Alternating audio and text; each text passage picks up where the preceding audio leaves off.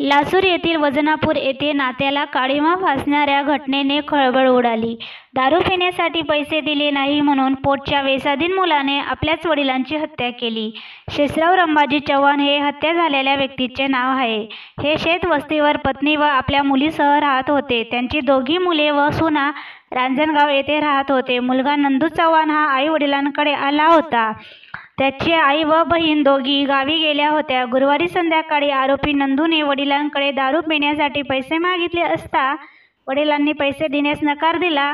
त्यामुळे त्याला राग आला. त्याने वडिलांना चापट बुक्क्याने मारहाण केली. तसेच लोखंडी खुर्ची डोक्यात घातली. वडिलांच्या तोंडावर छातीवर जबर मारहाण करत गंभीर जखमी करून त्यांना ठार मारले.